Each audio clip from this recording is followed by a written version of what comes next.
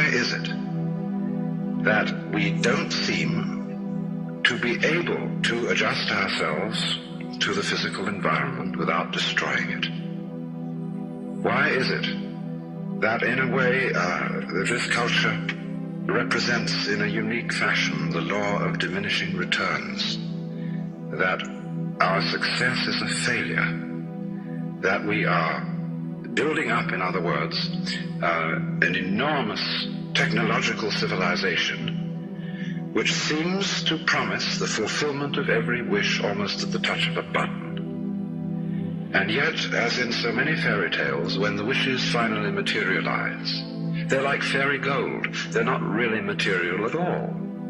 In other words, so many of our products, our cars, our homes, our clothing, our food, it looks as if it were really the instant creation of pure thought.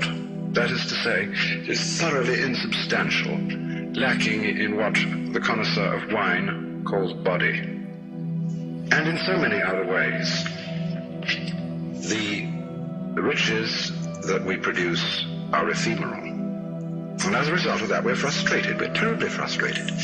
We feel that the only thing is to go on getting more and more. And as a result of that, the whole landscape begins to look like the nursery of a spoiled child who's got too many toys and is bored with them and throws them away as fast as he gets them, plays them for a few minutes. Also, we're dedicated to a tremendous war on the basic material dimensions of time and space. We want to obliterate their limitations. We want to get everything done as fast as possible. We want to convert the rhythms and the skills of work into cash, which indeed you can buy something with, but you can't eat it. And then rush home to get away from work and begin the real business of life, to enjoy ourselves. You know, for the vast majority of American families, what seems to be the real point of life, what you rush home to get to, is to watch an electronic reproduction of life.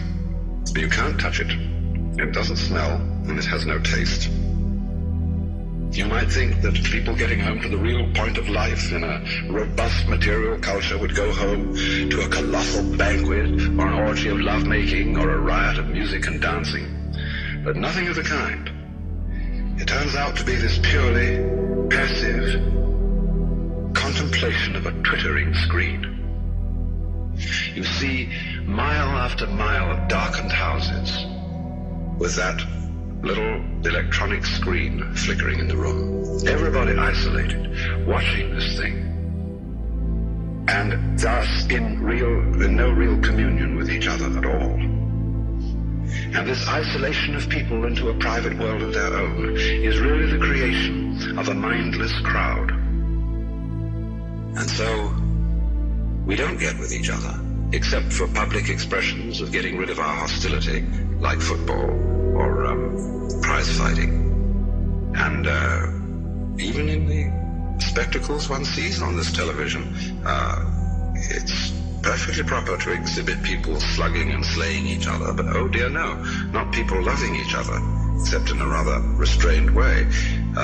One can only draw the conclusion that the assumption underlying this is that expressions of physical love are far more dangerous than expressions of physical hatred. And it seems to me that a culture that has that sort of assumption is basically crazy and devoted, unintentionally indeed, but nevertheless in fact devoted, not to survival, but to the actual destruction of life.